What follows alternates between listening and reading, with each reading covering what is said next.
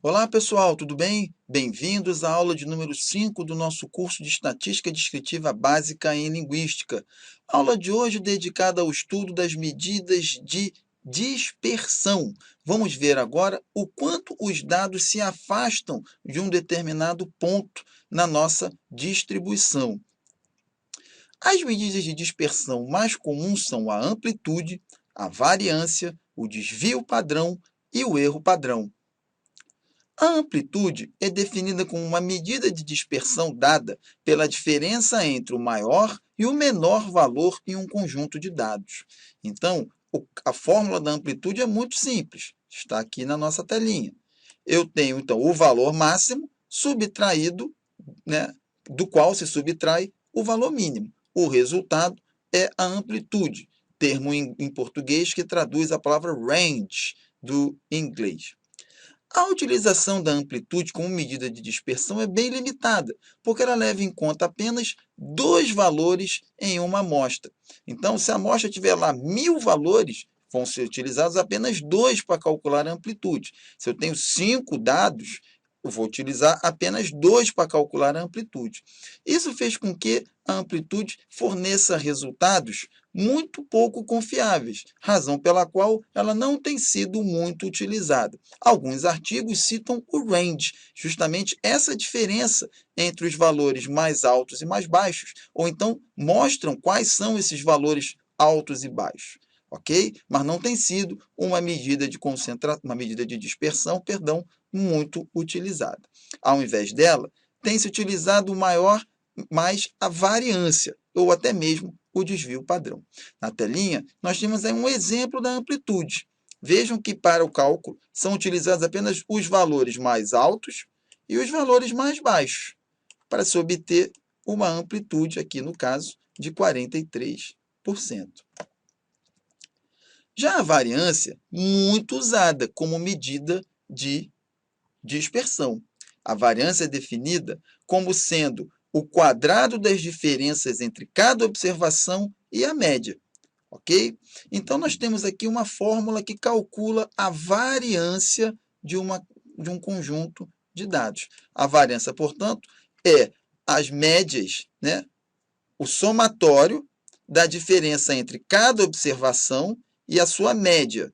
E esses resultados são elevados ao quadrado e divididos, portanto, pelo número de observações dessa amostra. Em seguida, nós temos como derivado da variância o desvio padrão. Qual é o problema com a variância? A variância envolve soma dos quadrados e, por isso, a unidade no qual ela se exprime é sempre elevada ao quadrado. Então, por exemplo, se você calcula uma variância do tempo médio de leitura, esse tempo médio de leitura vai ser elevado ao quadrado. Teremos, então, segundos ao quadrado, milissegundos ao quadrado e coisas desse tipo. Para evitar esse tipo de uso elevado ao quadrado, se extrai a raiz quadrada da variância. A raiz quadrada da variância vai ser justamente o desvio padrão. Então, para se obter uma medida da variabilidade ou dispersão com as mesmas unidades que os dados, calcula-se a raiz quadrada da variância e obtém-se o desvio padrão. O desvio padrão é uma medida que só pode assumir valores não negativos, e quanto maior for, maior será a dispersão dos dados. Essa tabela aqui nos mostra a média, a variância e os desvios padrão. Repare aqui que a minha conta, eu vou ter uma média de 5,7, que é subtraída do valor de cada resultado obtido na minha amostra. Então, vejam aqui que eu subtraio 5 menos, que é o valor da observação, menos o valor da média, e encontro o tamanho do desvio, ou seja, o quanto esse resultado está distante da média. Todos esses resultados, então, são elevados ao quadrado e depois somados. Me dá a soma dos quadrados. Essa soma dos quadrados é igual à variância, e seria expressa sempre ao quadrado. Para evitar, então, a exposição de uma unidade elevada ao quadrado, calcula-se a raiz quadrada da variância. A raiz quadrada da variância vai ser o desvio padrão. O desvio padrão é a medida de dispersão mais útil. A sua interpretação é feita do seguinte modo: quando nós temos um desvio padrão, os dados estão subindo ou descendo uma unidade desse desvio padrão. Por exemplo, supondo que a média de a leitura de um texto seja de 500 milissegundos, com desvio padrão de 100 milissegundos, nós podemos dizer que os nossos dados estão variando entre 600 milissegundos e 400 milissegundos, porque eu tenho um desvio para cima e um desvio para baixo. Quando menor o valor do desvio, mais concentrados os dados, então, em torno da nossa média. E quanto maior o valor do desvio, mais os dados estão dispersos em relação a essa média. Nos experimentos, é recomendável que o desvio padrão nunca seja muito alto, porque isso indica grande variabilidade dos dados. O desvio também não pode ser muito curto, porque isso significa que está havendo pouca variação nos dados, e isso nos indica que provavelmente as variáveis em controle não estão fazendo efeito sobre a média. Agora, qual é a medida que eu tenho para saber se o desvio é alto ou baixo? Nesse caso, é bom usar o coeficiente de variação proposto por Pearson no início do século XX. O coeficiente de variação de Pearson nada mais é do que o desvio padrão dividido pela média, e que pode ser expresso em percentuais. Quando se tem um coeficiente menor do que 15%, significa que os nossos dados têm baixa dispersão. Quando eles se situam entre 15% e 30%, eu tenho uma dispersão média, e quando eles são acima de 30%, eles têm uma alta dispersão. Aqui nós temos um exemplo, então, de como isso pode ser aplicado. O tempo médio de leitura de um segmento em um experimento de leitura automonitorada, junto com o desvio padrão. Ora, nós temos aqui uma média de 522 milissegundos para um desvio padrão de 114 milissegundos. Isso significa que os nossos dados estão variando 522 mais 114 para cima, ou 522 menos 114 para baixo, ok? O coeficiente de variação é justamente a divisão do desvio padrão pela média. E aqui, no caso, eu tive um desvio, um coeficiente da ordem de 22%, que está me indicando, então, que meus dados estão 22% dispersos em relação à média, e isso é uma dispersão média, portanto, aceitável.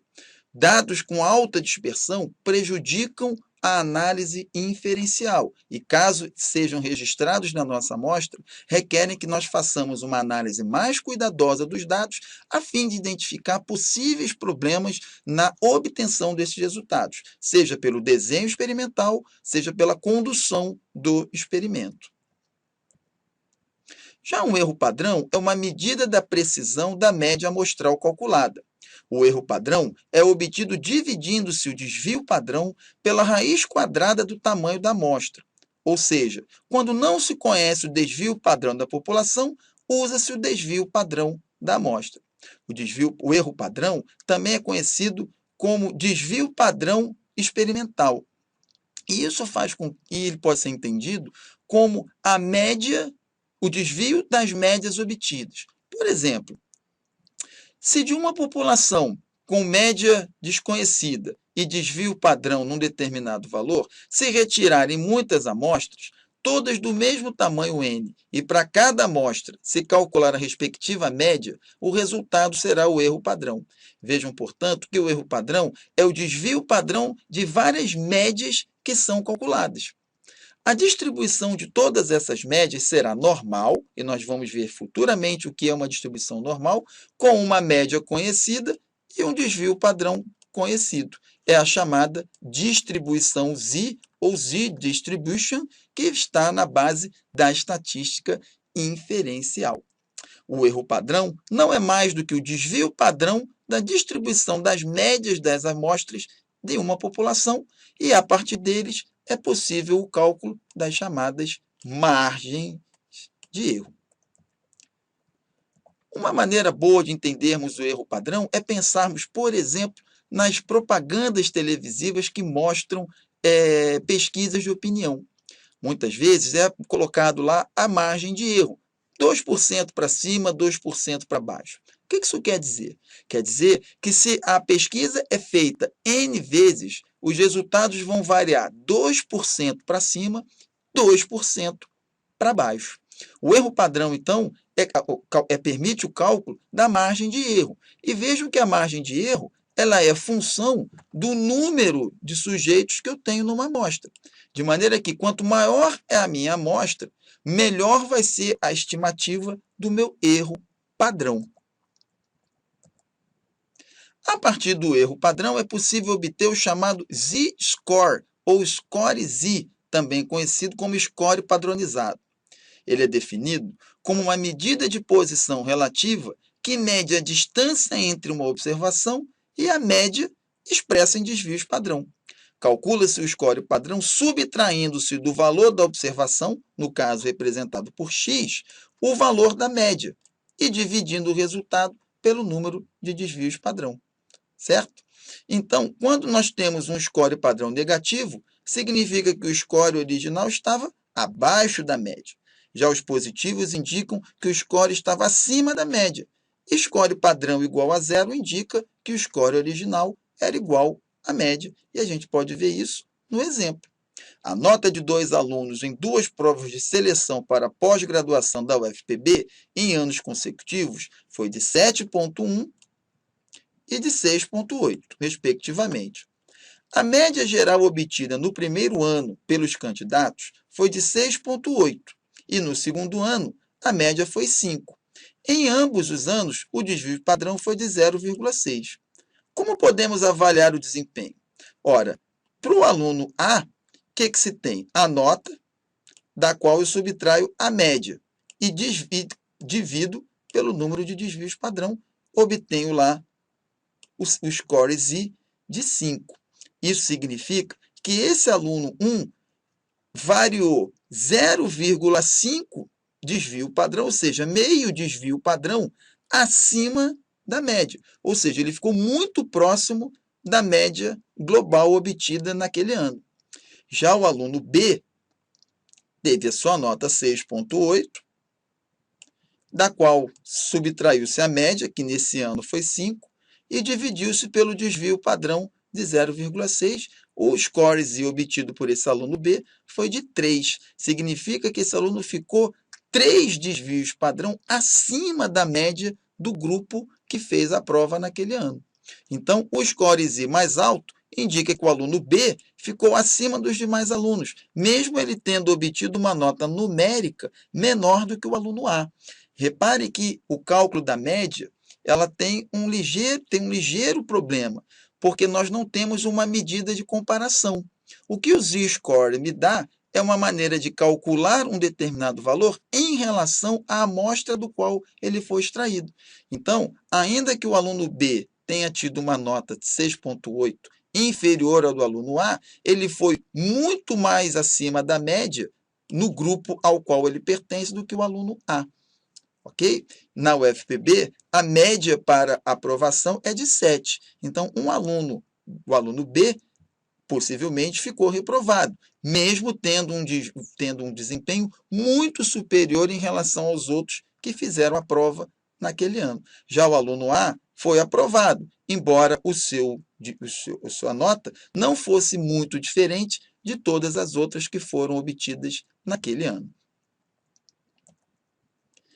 O uso de estatísticas descritivas de dispersão dos dados é extremamente útil.